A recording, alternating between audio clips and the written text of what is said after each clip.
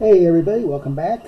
And we are going into a new chapter, chapter 4. We're doing a little more algebra.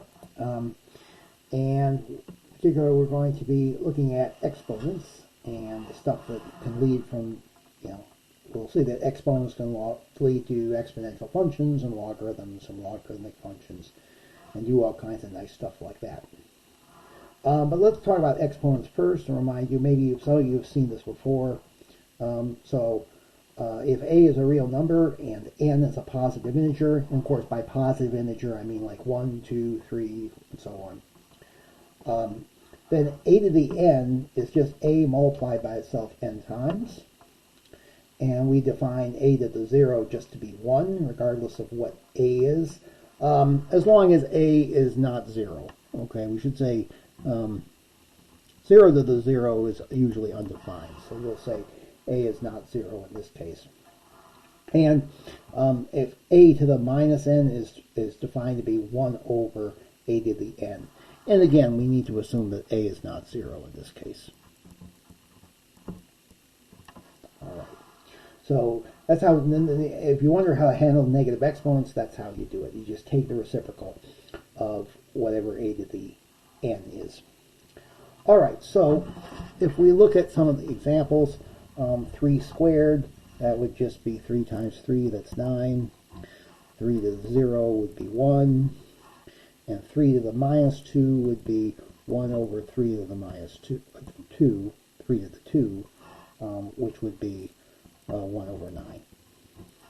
Okay. In general, if you have a positive number raised to any exponent, you never get anything negative.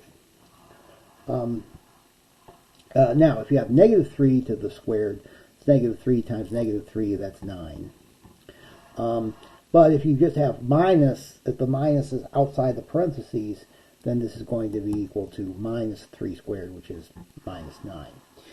Be careful about this. Sometimes you'll see in your textbook you'll just have minus 3 without any without any parentheses, and if you see something like this, minus 3 squared, and it's not clear where the parentheses are, you just assume that's negative 9. Okay, so we need to see the parentheses here to make it clear that we're squaring negative 3. 1/3 squared would just be 1/3 times 1/3, and that would be 1/9 as well. 1/3 to the minus 1, that would just be 1 over 1/3 to the first power. Okay, and if you realize what that is going to be the reciprocal of 1/3. It's the number you multiply 1/3 by to get 1, which is just 3. So this is just 3. And 1/3 to the minus 2, we can think of that as 1 over 1/3 squared. So this would be 1 over 1/9, which is the reciprocal of 1/9, which is 9. So that's how you would do this. Exponents. So that's how some examples with exponents. Some properties of exponents that are kind of important. If you take a to the m times a to the n, that's just the same thing as a to the m plus n. This kind of makes sense, I hope, because you can see that this would just be, if you take a to the m, if you m copies of a and then put it next to n copies of a, then you're going to get m plus n copies of a, all multiplied together. And a to the m divided by a to the n it's the same thing as m minus n, okay, because there's going to be some cancellation here. And so that's why this works. And then a to the m times n is the same thing as raising a to the m and then raising that result to the nth power. Or you can also raise a to the n first and then raise that result to the nth power. You get the same thing. So make sure you understand these properties of exponents and why they're true. But we'll also know how to apply them. So if you wanted to simplify this, simplify that is, in this case, just rewrite everything as just a single power of a. A to the fourth times a to the minus 2 would just be a to the 4 minus 2, which would just be a squared.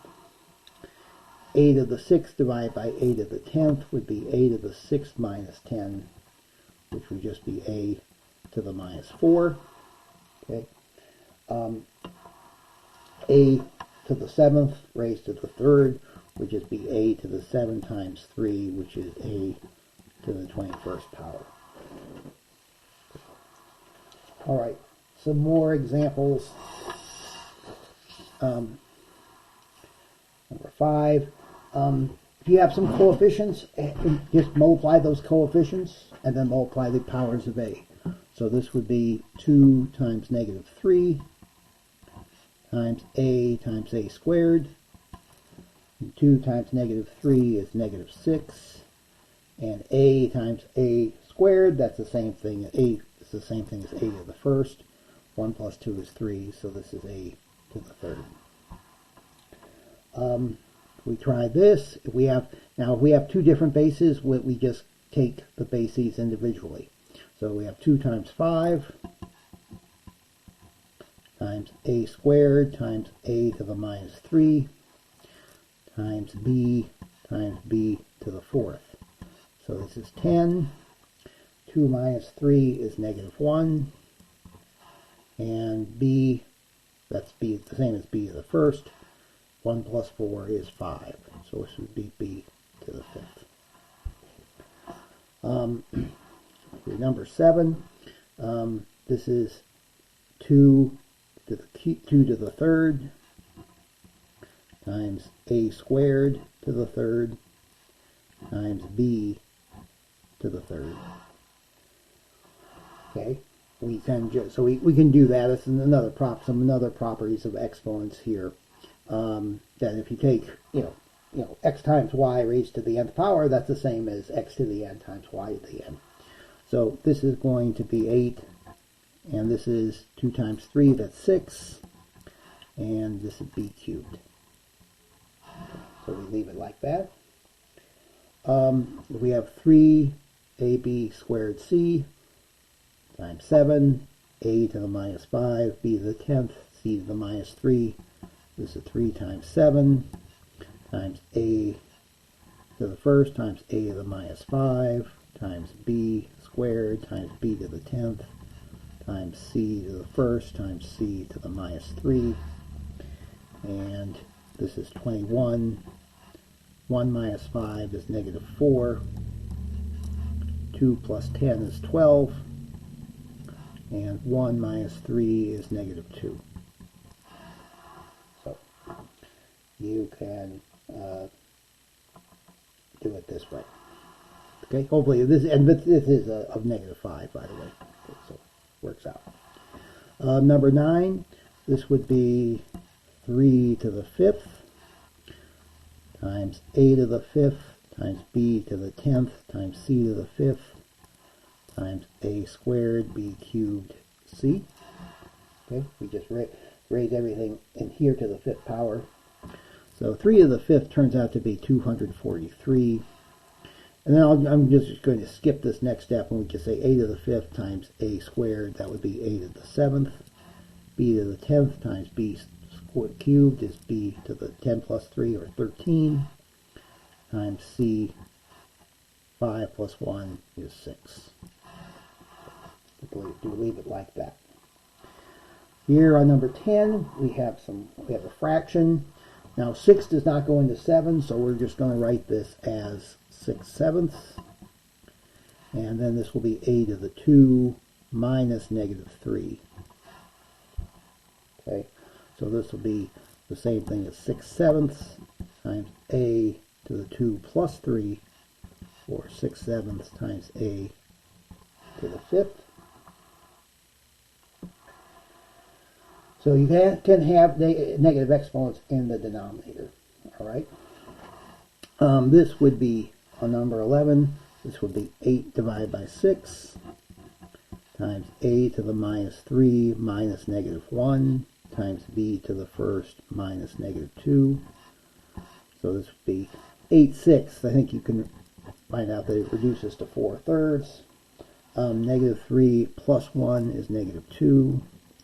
And 1 minus -2 is 1 plus 2. That's 3. So it would be to the third.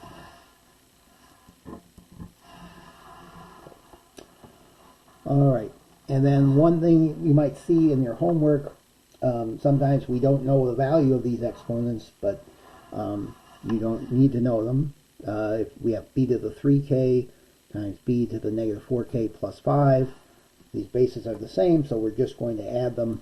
So this is b to the 3k minus plus -4k plus 5. And this is the same thing as 3k plus -4k is 3k minus 4k, that's -k. And then we have plus 5. And we don't know what k is, so we can leave it like that. Right. Okay. And then for number 13, this is an example of an exponential function. Exponential function is basically when the input value appears as an exponent. We compute these values just by doing the same thing. We substitute x with whatever number is in here. So f of 0 would be 3 times 2 to the 0. Okay, so that would be 3 times 1, which is 3. F of 1 would be 3 times 2 to the first. That would be 3 times 2, which is 6. F of 2 would be 3 times 2 squared, which would be 3 times 4, which is 12. F of 3 would be 3 times 2 to the third, which is 3 times 8, which is 24. F of -1 would be 3 times 2 to the -1, which would be 3 times 1/2, or 3/2.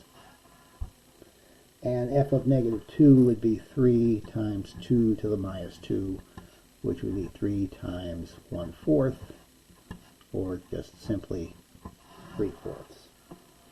Okay. By the way, one thing about fractions here. Okay, when you see 3 times 1/4, this is not, in cookbooks you might think of that as 3 and 1/4, but here we're just more multiplying. So it would be 3 times 1/4, which is 3/4.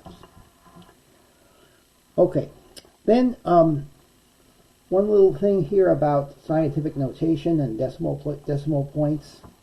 When you multiply a number by powers of 10, you're just moving the decimal point. When you're multiplying it by 10 to the nth power, so that means you take the decimal point in your original number and you shift it n digits to the right because you're increasing the value. Okay, so that's not too shocking, right? Because, for example, 4.9 times 10, that would just be 4.9 times 10, or 49. Okay. If you have 4.9 times 10 to the third, that would be 4.9 times 100, or rather, in this case, it would be 1,000. You shift the decimal point 3 places. So you'd have, instead of 4.9, move it. So one way to think about this is you have 4.9000 times 10 to the third. I'll try this again. Okay, and if you move it to 3 decimal places to the right, 1, 2, 3, so you get right here now. So this would be 4,900. Okay. Now, when you multiply by a power of 10 to the 10 to a negative number, you're just moving shifting it n digits to the left. So 4.9 times 10 to the -4, you'd shift this, you'd have, the decimal place was originally here, and you shift it 1, 2, 3, 4 digits here. So that would be, right, because originally it was here, and then you shifted 1, 2, 3, 4. So that would be that. And then 4.9 to times 10 to the minus 6, that would be, well, just two more zeros. So 0, 0, 0, 0, 4, 9, another 0. So here we have 3 zeros, now we have 5 zeros. So that would be that number. And this, when you write a number like this, it's called the scientific notation. Okay. And so a lot of times we use scientific notation if we don't want to write all those zeros. So for example, 173,000 can be written as 1.73 times the power of 10. In fact, it would be 1, 2, 3, 4, 5. So this would be 1.73 times 10 to the 5th. And this number, if the decimal point was here, you would shift 1, 2, 3, 4 units to the left. So this would be 2.9 times 10 to the negative 4.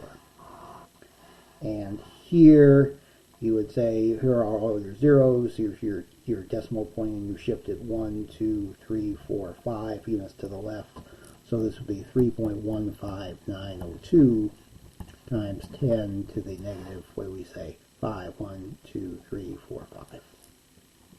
10 to the negative 5. So that's how scientific notation works, right? And that's all for now. And go do your work on some your homework problems, get some practice, and I will see you next time.